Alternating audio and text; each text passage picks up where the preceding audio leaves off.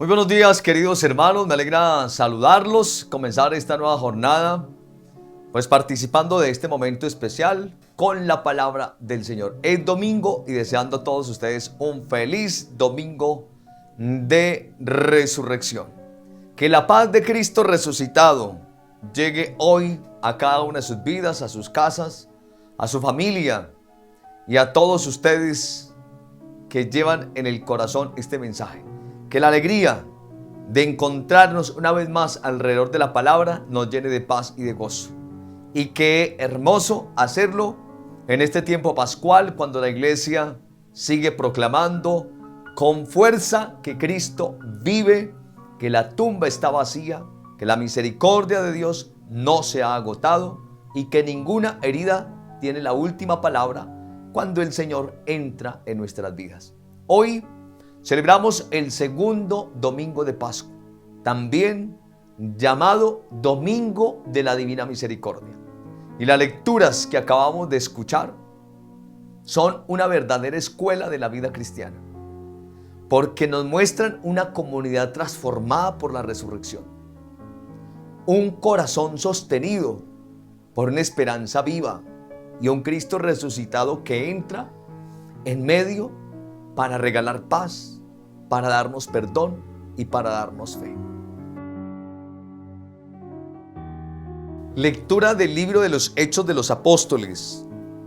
Los hermanos perseveraban en la enseñanza de los apóstoles, en la comunión, en la fracción del pan y en las oraciones.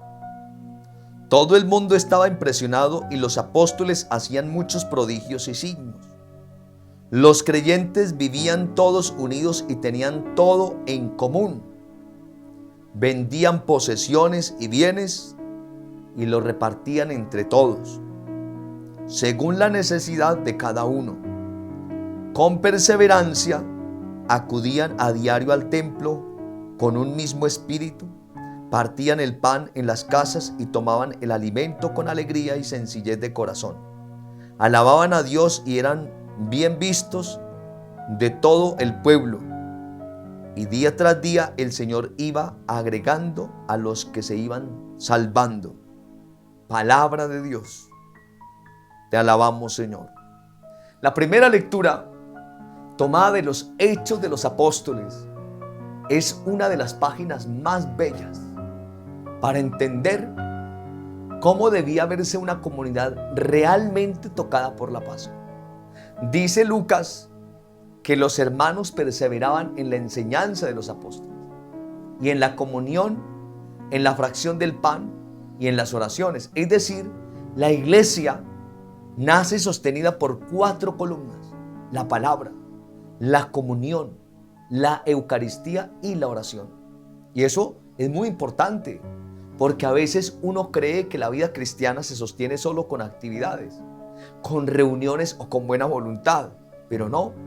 Si falta la palabra, la comunidad se vacía. Si falta la comunión, la iglesia se rompe. Si falta la fracción del pan, se pierde el encuentro. Si falta la oración, todo se vuelve activismo. Y sin embargo, San Lucas no se queda solo en decirnos qué hacían, también nos muestra cómo vivían. Dice que los creyentes vivían unidos todos y que tenían todo en común, que vendían sus bienes y los repartían según la necesidad de cada uno, que acudían al templo con perseverancia, que partían el pan en las casas, que tomaban el alimento con alegría y sencillez de corazón. Aquí aparece una gran señal de la Pascua. Cuando Cristo resucitado toca de verdad una vida, se rompe el egoísmo. Ya no se vive solo para uno mismo. Ya no se mira todo desde un propio interés. Ya no se piensa solo en lo mío, mi comodidad, mi herida, mi ganancia, mi tiempo. La Pascua crea una visión más compartida, más fraterna, más sencilla y más agradecida. Aquí vale la pena detenernos en algo muy concreto. Nosotros podríamos escuchar esta lectura y admirarla, pero sin dejarnos tocar. Podríamos decir que bella era la primera lectura y qué bella la primera comunidad. Pero la pregunta verdadera es otra. ¿Qué tan parecida es nuestra casa, nuestra parroquia, nuestro grupo, nuestra familia a esa comunidad pascual? Porque uno puede rezar, asistir a misa, escuchar las predicaciones, participar de las celebraciones, seguir siendo muy cercano, pero a la vez muy duro para convivir. Puede decir que ama a Cristo y seguir frío con el hermano. Puedo comulgar y seguir guardando resentimientos. Y aquí es donde entra una luz muy importante de un libro que quiero compartir con ustedes, La oración del amor, la curación del corazón. Así dice desde el comienzo de una gran parte de la crisis de la familia, de la sociedad, hasta la vida religiosa nace corazones fríos y heridos. Y cuando el corazón está frío y herido, se convierte muy difícil para amar, muy difícil para aceptar. Es un corazón que difícilmente se convierte para convivir y para compartir verdad. Entonces la primera lectura no nos muestra solo una comunidad bien organizada, nos muestra una comunidad de corazones tocados, sanados y orientados por Cristo resucitado. Esto es muy importante para la práctica, porque a veces uno se pregunta, ¿por qué me cuesta tanto convivir? ¿Por qué me cuesta tanto ser amable? ¿Por qué en mi casa hay tantas tensiones? ¿Por qué en mi grupo hay tanta susceptibilidad? ¿Por qué en mi corazón hay tan poca sencillez? Y muchas veces la respuesta no está solo en la falta de normas o de pedagogía, está en el corazón. Cuando el corazón está cargado de recuerdos dolorosos, de comparaciones, de envidias, de decepciones, de heridas maltratadas, la comunión se vuelve muy difícil. Lo que yo quiero compartir con ustedes es algo muy importante y quiero tenerlo claro.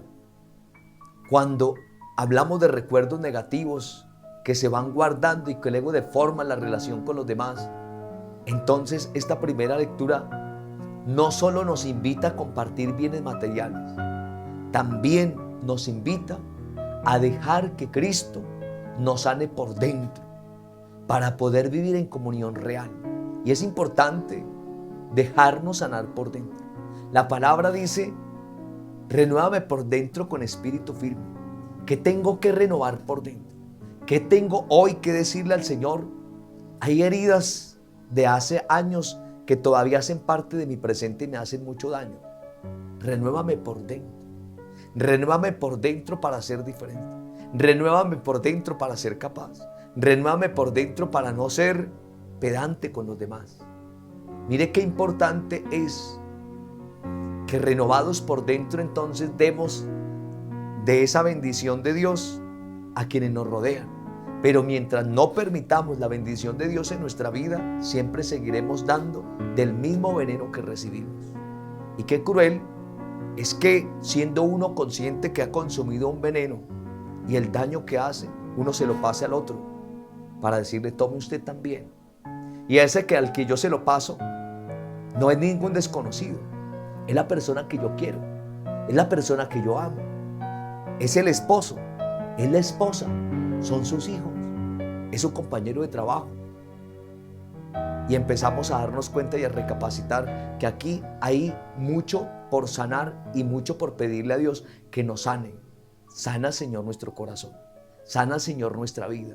Sánanos. Hoy es domingo. Hoy es domingo y muchos vamos al encuentro con la palabra. Y ese encuentro con la palabra nos tiene que transformar. Y es importante que nos transforme.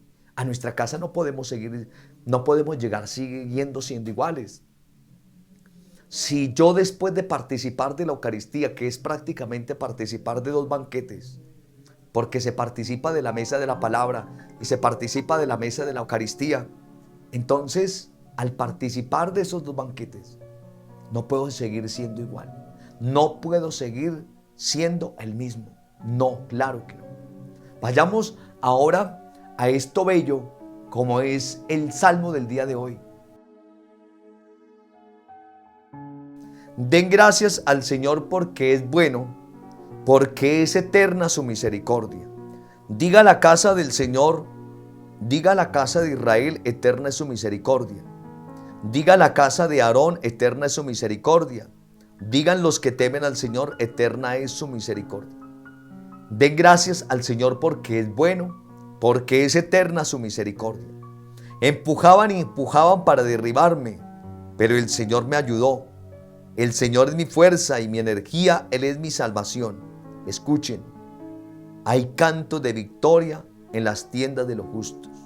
Den gracias al Señor porque es bueno, porque es eterna su misericordia. La piedra que desecharon los arquitectos es ahora la piedra angular. Es el Señor quien lo ha hecho, ha sido un milagro patente. Este es el día en que actuó el Señor, sea nuestra alegría y nuestro gozo. Den gracias al Señor porque es bueno, porque es eterna su misericordia. El Salmo pone el tono interior de este domingo. Repetimos, den gracias al Señor porque es bueno, porque es eterna su misericordia. Eso significa que la Pascua no se puede vivir sin agradecimiento. Un corazón que ha sido tocado por el resucitado no vive instalado en la pura queja. Puede pasar por pruebas, sí. Puede llorar, sí. Puede cargar luchas como muchos cargamos luchas, sí. Pero sabe decir, el Señor es bueno y su misericordia es eterna. Y aquí aparece otra frase clave del Salmo. La piedra que desecharon los arquitectos es ahora la piedra angular. En primer lugar, eso habla de Cristo. El rechazo, el descartado, el crucificado, es ahora el fundamento. Pero esa frase también entra en muchas historias humanas. Hay quienes tenemos bastantes dificultades y nos sentimos desechados, heridos, menospreciados, humillados, descartados por la familia, por la sociedad, por un fracaso, por un pecado, y la Pascua dice, en las manos de Dios lo que parecía desecho puede volverse piedra angular. Lo que parecía derrota puede convertirse en comienzo. Lo que parecía final puede abrir un camino nuevo. Mire qué bonito es este salmo y les invito para que lo reflexionemos en el día de hoy. Lectura de la primera carta del apóstol San Pedro.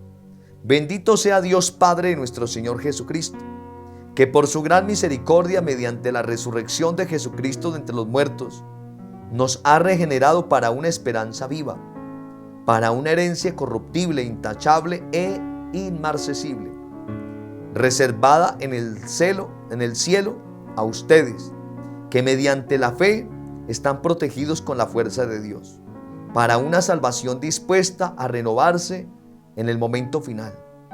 Por ello, se alegran, aunque ahora sea preciso padecer un poco en pruebas diversas. Así la autenticidad de su fe, más preciosa que el oro, que aunque es perecedero, se aquilata a fuego, merecerá premio, gloria y honor en la revelación de Jesucristo. Sin haberlo visto lo aman y sin contemplarlo todavía creen en él y así se alegran con un gozo inefable y radiante, alcanzando así la meta de su fe, la salvación de sus almas. Palabra de Dios, te alabamos, Señor. La segunda lectura de la primera carta del apóstol San Pedro es una joya. Dice, bendito sea Dios, que por su gran misericordia, mediante la resurrección de Jesucristo de entre los muertos, nos ha regenerado para una esperanza viva. ¡Qué frase tan grande! Esperanza viva. No una esperanza de escapar de la realidad. No una esperanza débil. No una esperanza hecho solo de buenos deseos. Una esperanza viva. Es decir, una esperanza que sostiene. Una esperanza que empuja, que no deja morir por dentro, que mantiene el alma abierta aunque la prueba sea dura. Y San Pedro además es un hombre muy realista. Él no dice que el cristiano ya no tendrá más pruebas. Al contrario, dice que puede ser necesario padecer un poco las pruebas diversas y que la fe se aquilata como el oro en el fuego. Esto hay que subrayarlo mucho, porque a veces se predica una fe tan fácil que cuando llega a la cruz la gente se desmorona. La Pascua no significa ausencia de pruebas, significa que las pruebas ya no tienen la última palabra. La resurrección no borra mágicamente la lucha, pero le cambia el horizonte. La prueba ya no es algo absurdo, puede convertirse en lugar de purificación, de crecimiento, de humildad, de maduración interior. Y luego viene una frase que se conecta con Tomás y con nosotros. Sin haberlo visto lo aman y sin contemplarlo todavía creen en él. Esa es la experiencia de la iglesia de todos los tiempos. Nosotros no vimos al Señor resucitado con ojos físicos como lo vieron los apóstoles, pero lo amamos y creemos en él. Y aquí vuelve a ayudarnos la experiencia de un libro que quiero compartir con todos ustedes y que nos ayuda en nuestra sanación. Porque es importante insistir que cuando el corazón está demasiado herido, se enfría también la capacidad de amar y de confiar. No solo en los demás, sino incluso en Dios. Entonces la segunda lectura también nos está diciendo algo muy práctico. La esperanza viva necesita un corazón cuidado. Sanando corazones rotos es este libro. Un corazón que no se abandone a la dureza. Un corazón que no se deje invadir del todo por la amargura. Un corazón que no se acostumbre a vivir sin esperar nada. Lectura del Santo Evangelio según San Lucas. Al anochecer de aquel día, el primero de la semana, estaban los discípulos en una casa con las puertas cerradas por miedo a los judíos. Y en esto entró Jesús, se puso en medio de ellos y les dijo: paz a ustedes. Y diciendo esto les enseñó las manos y el costado. Y los discípulos se llenaron de alegría al ver al Señor. Jesús repitió: paz a ustedes. Como el Padre me ha enviado, así también los envío yo. Y dicho esto, sopló sobre ellos y les dijo: reciban el Espíritu Santo. A quienes les perdonen los pecados les quedan perdonados, a quienes se los retengan les quedan retenidos. Tomás, uno de los 12, llamado el mellizo, no estaba con ellos cuando vino Jesús. Y los otros discípulos le decían: hemos visto al Señor. Pero él les contestó: si no veo en sus manos la señal de los clavos, si no meto el dedo en el agujero de los clavos y no meto la mano en su costado, no lo creo. A los 8 días estaban otra vez dentro los discípulos y Tomás con ellos. Llegó Jesús, estando cerradas las puertas, se puso en medio y dijo: paz a ustedes. Luego dijo a Tomás: trae tu dedo, aquí tienes mis manos. Trae tu mano y métela en mi costado y no seas incrédulo, sino creyente. Contestó Tomás: Señor mío y Dios mío. Jesús le dijo: porque me has visto, has creído. Bienaventurados los que crean sin haber visto. Muchos otros signos que no están escritos en este libro hizo Jesús a la vista de los discípulos. Estos han sido escritos para que crean que Jesús es el Mesías, el Hijo de Dios, y para que creyendo tengan vida en su nombre. Palabra del Señor. Gloria a ti, Señor Jesús. Y llegamos al Evangelio, que es el gran centro de este domingo. San Juan nos dice que al amanecer del primer día de la semana, los discípulos estaban en una casa con las puertas cerradas por miedo, estaban encerrados. ¿Cuántos de nosotros también nos encerramos? Y nos encerramos por miedo y no queremos salir.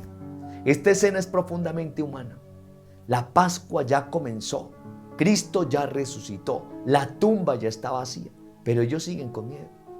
Es como si la realidad de Dios ya hubiera cambiado, pero el corazón humano todavía no logra entrar de lleno en ese cambio. Y eso pasa muchísimo. A veces Dios ya está obrando algo bueno, y no solamente bueno, sino nuevo. Y uno sigue con el alma cerrada, cerrada por la traición, cerrada por una decepción, cerrada por una venganza, cerrada por un miedo viejo, cerrada por el pecado, cerrada por una herida afectiva, cerrada por un dolor que no ha sabido poner bien delante del Señor. ¿Y cuántas más podríamos enumerar aquí? Y aquí el Evangelio es maravilloso. Jesús entra. Aquí yo utilizo otra palabra, irrumpe.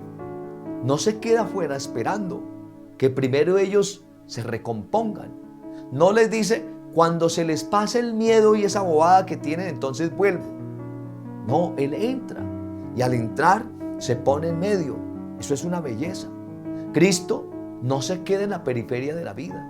Se pone en medio del miedo, en medio del encierro, en medio del caos interior. Y lo primero que dice es, paz a ustedes. Y eso también les proclamo en el día de hoy a cada uno. Paz a ustedes. No es un saludo cualquiera. Es el gran saludo pascual. La Pascua de Cristo resucitado no es simplemente una ausencia de problemas. Es reconciliación. Es orden interior. Es medicina para la conciencia. Es serenidad que brota del hecho de que Él vive. Luego les muestra las manos y el costado. Es decir, el resucitado es el mismo crucificado. No viene borrando la cruz. No viene escondiendo las heridas.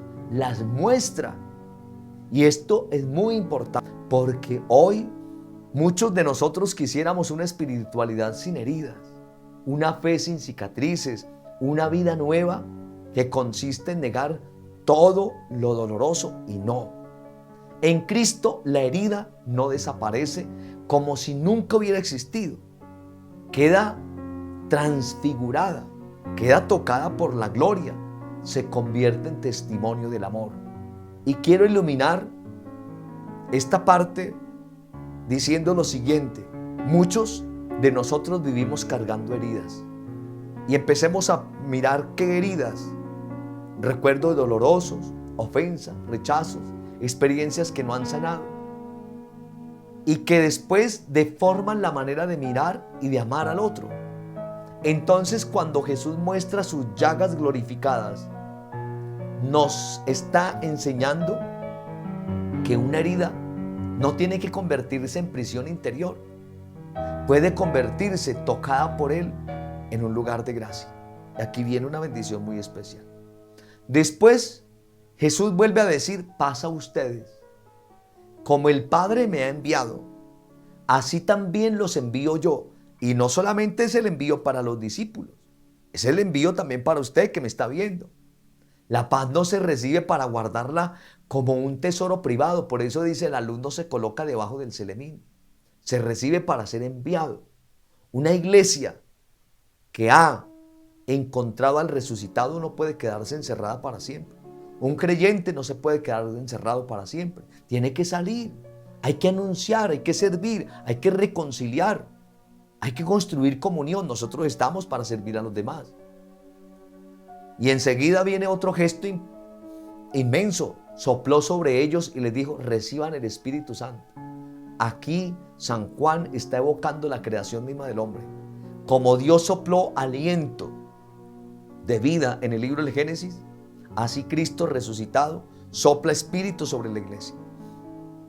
Es una nueva creación.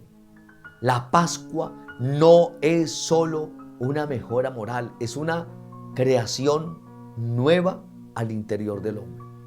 Y el fruto inmediato de ese espíritu es el perdón. A quienes les perdonen los pecados, les quedan perdonados. Estamos aquí en el corazón del domingo, de la divina misericordia.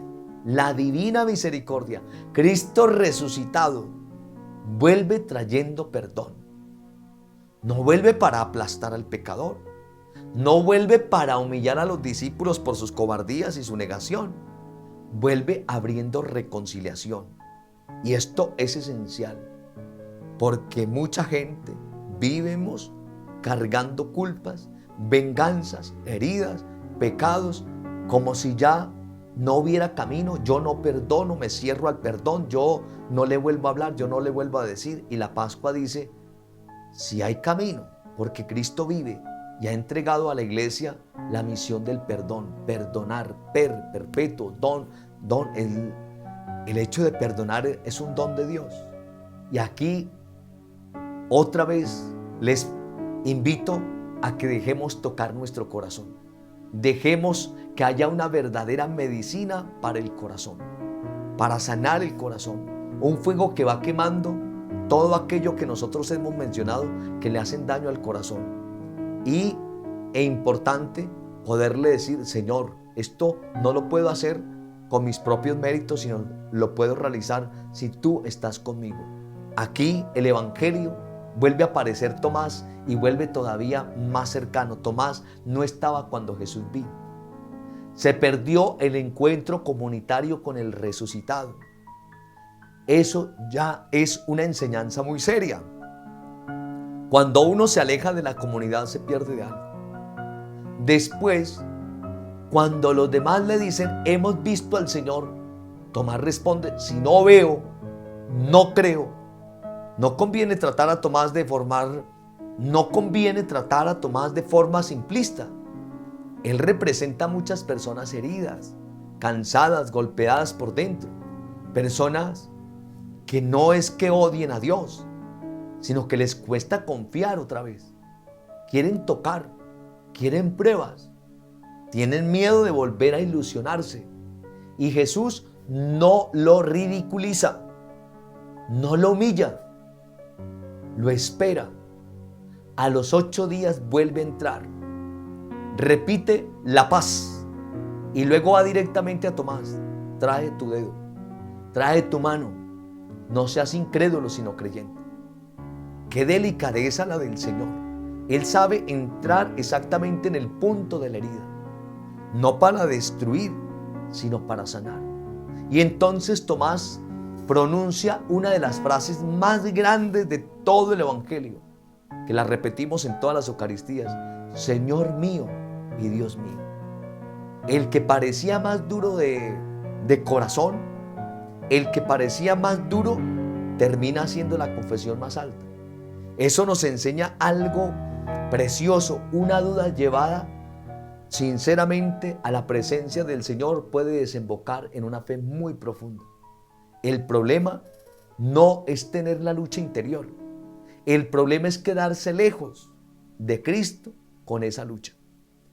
Si nosotros unimos las lecturas, el mensaje del Evangelio es bellísimo y muy concreto.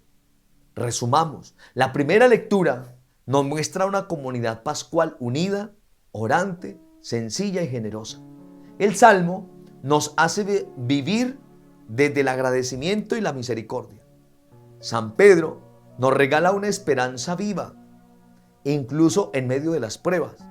Y el Evangelio nos muestra al resucitado entrando en el miedo, regalando la paz, abriendo el perdón, soplando el Espíritu y llevando a Tomás desde la incredulidad hasta la confesión de fe. Y todo esto lo ponemos en práctica, nos ilumina mucho, tanto que nos está llevando a dejarnos curar por Jesús. Por eso, algunas recomendaciones muy concretas para este domingo segundo del tiempo de Pascua. Primero, revise la puerta que sigue cerrada en su corazón. No la maquille, no la disfrace. Dígasela al Señor con sinceridad. Segundo, no siga guardando recuerdos dolorosos como si fueran un patrimonio interior.